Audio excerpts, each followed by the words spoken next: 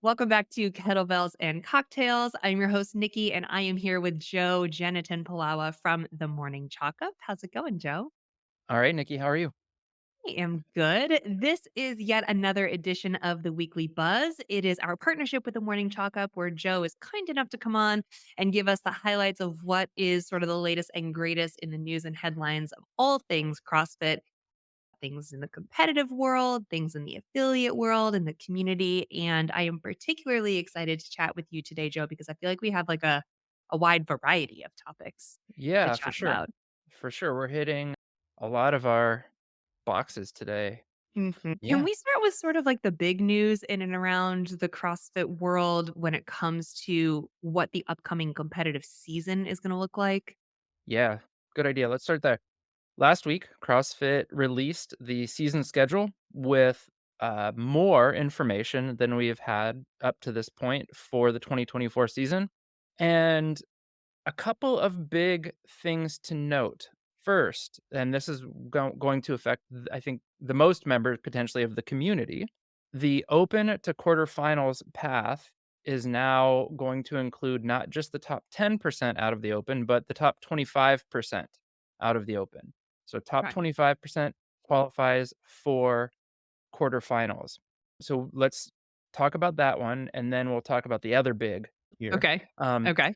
a lot these components of the season have been talked about a lot over the past week, so I think we can just hit some of the high points in the announcement, and based on the conversations that are going around, I've seen folks who are really excited by the 25%, number, folks that this maybe will give them a little more inspiration to hit their training hard in the next couple of months leading up to the open because they think they've got a chance to move on. These aren't folks that think they're gonna go to semifinals or folks that think that they're gonna be competitive against the top 1% of CrossFit athletes, but they wanna give it a go and try to say that they made quarterfinals. Obviously, from a business perspective, CrossFit needs to make money, and this can potentially bring more folks in for the next stage of the season. What do you think? I've heard a lot, like you mentioned, sort of on both sides of the coin. I've heard, great, let's open up participation. Let's make the open as inclusive as possible and maybe get a little bit more technical in quarterfinals and let people really showcase their skills. I've also heard, is this a money grab from CrossFit because they want more people to pay for registration on the back half of things? I personally am just vibing with it being good. I'm just vibing with like more of the community being involved for more of the race. And I think that the people who are going to move on are going to move on. And I think that if the 11 to 25% of people end up qualifying for quarterfinals and they don't feel like doing it, then they won't. But I don't personally see a problem in opening it up to everyone. So I really like the open. I like the worldwide participation aspect of it, and Mhm. I think the more the merrier. That's my vibe. But I do hear where everyone is Mhm. coming from. Like, arguments on both sides of the coin are fair. I Yeah, just think I need to see how it plays out before I can make a real sure. solid assumption on whether or not it's the right thing for us to do. Yeah, several folks have brought up, well, so let me put it this way. From from an athlete's perspective, and I say that in quotes, obviously, as an everyday CrossFitter who does the open every year and tries hard, some years my fitness is in better shape than it is in other years, but I like the idea. I think it's cool. I mean, I'm one of those people who may have a chance to move on to the quarterfinals and look at a heavy barbell that I can't lift in a workout. But, Look at it longingly. yeah, exactly. I've done that in open workouts plenty of times, so but from a coach, and as somebody who helps out a lot with my affiliate owners, I could see where this could be tough to manage a little bit. A lot of folks are gonna be trying to, or at least presumably more folks are gonna be trying to squeeze in quarterfinal workouts over the course of a handful of days and finding the gym space and making sure that all of that can happen. That may be difficult. Yeah, gotta Yeah. think about that, but I'm vibing with, as I said, as an athlete, getting a chance to extend my own personal competitive season a little bit. Yeah, I think that's pretty cool. The other big, component to this announcement, I another well, yeah. The other really big takeaway for the sports side is that the number of spots at semifinals changed around a little bit. So last year, if you were in the Europe, North America East, or North America West semifinals, you were one of 60 men or 60 women. If you were one of the competitors at any of the others, Africa, Asia, South America, Oceania, you were one of 30 men or women. Now it will be 40 men and women across the board. So Hmm. to put that Okay. into perspective, it's about one third fewer for the North America and Europe events, and about one quarter more in the other events. Okay. So a little shift around there. What do you think? Hmm. I don't know if I'm smart enough to evaluate the implications of that. Truly, I don't. I think to really have an opinion on that, I would need to look at and understand the average scores around the Hmm. world for the Mhm. past few years and what percentage of the field Yeah, sure. moves on from the rest. Like to me, and this is like very much just like top of my brain because I'm Mhm. not smart in this stuff. I'm like, well, the top, how many people are going to qualify? 3 to 5, basically, depending on the region. I mean, last year it was anywhere from 1 up to 1 to 12. 5, yeah. Yeah. Yeah. Oh, that's true. Yep, Yeah. yep. So if you're let's just say 1 to 10. So if you're top 10 anywhere, to me, you're top 10 anywhere, whether there were 40 or 60 people in the field. Mhm. And if more people are participating in quarterfinal, Mhm. then maybe that Mhm. scratches that competitive itch Sure. versus you Yeah. really, really wanna get to semis, but you know you're not gonna move on or you're gonna Yeah. finish last at semis. So, okay, sounds good. Yeah. I kinda hear that new news and I'm like, "Cool, I'll watch and see what happens." Yeah, I think I do think that it is going to put a pressure on the CrossFit team to make sure that everything is buttoned up and well done in that transition from quarterfinals to semifinals, particularly in the Europe and North America regions. Last year, if the and it's always a little bit dicey to make a comparison like this, but let me put it this way. 3 athletes who qualified for the games last year out of Europe and the North America events would not qualify this year if everything was the same because they were outside of the top 40 heading into semifinals. And that was Right, that's what I mean. yeah. That's the kind of data that I think you need to really know and understand in order to have a qualified opinion on this Yeah, decision. well, so it was actually so it was Jelle Hosta, Rebecca Vidison, both out of Europe, and Yep, then, Bethany Flores, formerly Bethany Shadburn. Chadburn. Those are Yep. the 3 individuals who would likely, given everything the same, not be in semifinals. So, all 3 of them, amazing achievements, but 2 out of the 3 of them actually were in the top 10 and 15, I believe, at the games. So, the other big component to this announcement then was the expansion of the age groups at semifinals. So, for example, for the masters divisions from 35 to 39 up to 55 to 59, that's now going to include 40 men and 40 women at the Masters CrossFit Games hosted by Legends. So Mhm. that's what we're gonna be calling it, the Masters CrossFit Games by Legends. 30 men and women for the next group up, 55 to 59, and then 20 men and women for the 60 to 64 and 65 plus. Remember, it was 10 each in previous years in those divisions. So there's an expansion of opportunity there for you know what? I misspoke. I'm sorry. It's 35 to 39 through 45 to 49 are 40 and 40. Got it. Then it goes from 50 to 59. So those two groups, 55 to 54, 55. Geez. 50 to 54, There you 55 go. to 59. I Yeah. got you. 30 men and women, and then 20 men and women for the 60s and 65 plus. Yeah, so more opportunities there. We'll see how that plays out. Yeah, I have seen, again, just thinking about the conversation surrounding some of this, great opening up of opportunity for more folks slightly down the leaderboard. But then I have heard some folks within the masters community say that some of those divisions aren't that competitive once you get out of the top 5, top 10, top 15, top 20, whatever it is. And so there's some fear there that it could actually water down the competition a little bit. So I guess this is gonna be a an opportunity to see how this works out, but that's the other big announcement along with the others we spoke previously. Oh, Nikki, 108 days until the Open. No. We got our Uh-uh. dates, the Open 24.1, February 29th through March 3rd.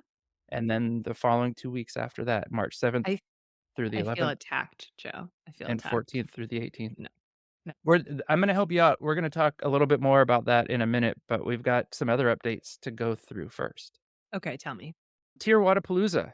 As we get closer to the end of the calendar year, we know Wodapalooza is coming up in January, and they have started to slowly roll out their athlete roster. Okay. First up, he's gonna be definitely cataloging some frequent flyer miles. He's gonna be going from the Down Under Championship to Dubai to Miami. It's Ricky Garrard. I don't understand. That is that amount of competition around the world in that short of a time. Good on him. I This mean, is like a Danny Spiegel during sanctionals level of world yeah. traveling and competing. I can't remember. I think she did like 6 sanctionals or something that year. Yeah, but this might be more given the around the worldness of it all, Good point. honestly. Yeah, no, good point. But second athlete announced, Danny Spiegel. Perfect. Uh, I feel like Waza's almost her home court. She always does there you well go. there. She always Mhm. feels good there. She's a crowd favorite. I'm not surprised to see her going there. Yeah, I think that Wodapalooza is announcing a lot of crowd favorites here in the first batch. Although everybody who competes at Waza is a crowd favorite, but Mm, Ricky Garrard, Danny Spiegel, 3rd, Ariel Lowen, 3rd fittest woman on earth currently, had a good showing at Rogue, and will be in Miami. And then the first team announcement, the Hombre Hombres. So this will be Chandler Smith and Noah Olson's 3rd team competition of the off-season, Madrid Down Under, mhm. next month, and then Wodapalooza, and this time they'll keep Tola Marquinhos as their 3rd member. They'll get a first crack with this roster of their team in Australia, and then they'll come back up to Miami for So Waza. fun. So fun. Um, That's a group of guys that I love. I love watching them compete. They just have a great time they're putting gonna have so together. much fun, and, this truly is, Noah's, home court, so, That's true. Yeah. he is, beloved by the fans there, and you can tell that he loves them. So that's who we have so far on the roster, and I expect to see more this week. They also announced that they have been partnered with the PFAA, and this is the first Mhm. competition to announce this level of partnership. So I wanna just mention what they've said. They said, via Instagram, "So far, we've successfully implemented the following: streamline athlete communications across multiple channels, so athletes can stay more in the know with the event itself, maintaining a real-time Waza Q&A to address immediate concerns and commonly asked questions." Again, this is for athletes and the directors. And then integrated the season and procedural updates, published in the 2024 Athlete Handbook for Waza. So there's gonna be more going on, but to me, what this indicates is a lot of communication and information moving back and forth between the athletes and the directors to, I guess, better prepare and head off any miscommunications well in advance. I have a question that you may not be able to answer. I don't know how much information we have about this Mhm. partnership, but does that all of that extend beyond just the elite division? Will the PFA be handling communications between WAZA, its directors, and the other divisions? Because there are thousands of Yeah. athletes participate, it feels. Yeah, that's a really good question. My immediate answer would be that in the announcement that Tier Wadapalooza made, they refer to this partnership as allowing them to create an elite competition experience for all athletes. So I don't know if there are representatives from other divisions helping out, but I think minimally the idea would be that the kinds of things that the PFAA is has worked out with the directors of the competition would be available to other athletes as Yeah, well, the that'd kinds be of avenues of communication and things like that. cool. One last thing about Wadapalooza, the Gauntlet registration is open. I Uh, hope John is listening because he crushed the gauntlet last year. But yeah, that's gonna be fun. I love watching the community events. They're so rad. for Folks who may not know, the gauntlet is a way for spectators to get in on the action, get down on the competition floor. It involves an hour of workouts, several workouts back to back to back, and it's brutal. It's brutal. It's brutal, especially because a lot of folks are coming from like winter, cold weather areas down to Miami, and they haven't been in 85-degree heat with full Mhm. sun in maybe a couple of months, and they're not acclimated, and they just get out there on the surface, on the competition surface, and just roast. Yeah. But Also, in the winter, let's not forget that it is bulking season, and many of us right not after the quite holidays, in peak fitness. Yeah, right yeah. after the Halloween, Thanksgiving, Christmas, Exactly. Exactly. Well drinks. deserved. Yeah. Yeah. So there you go. Registration is open, so check out more information at the TYR Wodapalooza website and Instagram. Cool. Some community stuff we did publish last week, and this is for you, Nikki. Tips for getting ready for the Open. These are Why you gotta say it like that, Joe? I these need are all the tips I can get. these are not training tips so much as they're tips for everything outside the gym to Oh, that cool. you can be working on now, and we'll get to some movements that you should be training or practicing based on the last well, since 2011, based on the last decade plus of data that we have on movements in the Mhm. Open.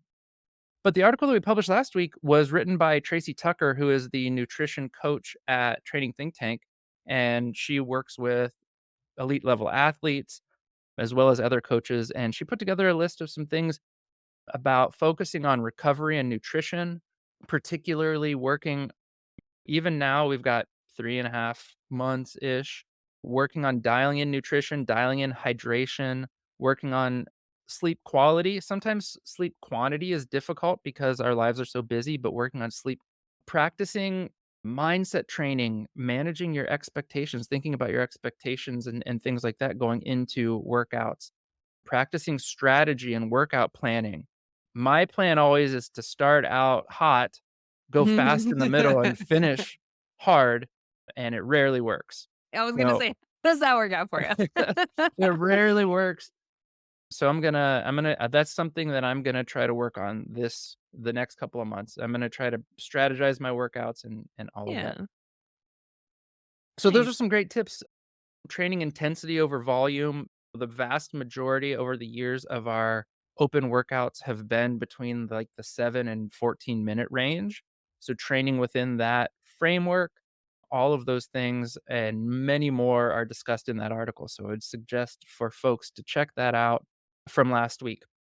Hey, I definitely need to go ahead and read that article because I'm beyond, not ready and also not even thinking about it, so I think having a little bit of runway to think about some of the stuff that you can do to really put the hay in the barn, as they say, is probably really smart, things like sleep, things like hydration and nutrition. Yeah, Joe, thank you so much for bringing these headlines to us. There is so much going on right now in the world of CrossFit, and truly, I feel like it's all stuff that could change on a daily basis. it So feels like appreciate it. you guys. Yeah, I really appreciate you guys over at the Morning Chalkup helping us digest the information that, especially the information that CrossFit HQ sort of releases about the upcoming season, even what these competitions are releasing in terms of their athletes and their partnerships. Sometimes it feels like a fire hose of information. So you guys do Oh, a really great job of just digesting it for us and giving us the top bullet points so that we can enjoy the mhm. season as spectators and fans with a good understanding of what's coming down the line. Well, thank you, Nikki. I really appreciate that. We do try really hard. Yeah, I know you guys do. You work really hard at it. Thank you also very much for coming on the podcast this week. And thank you all for listening to this edition of the Weekly Buzz. If you want any more information on these headlines, please check out the Morning Chalkup's website or their Instagram, where they link to all of their articles. And we will chat with you guys soon.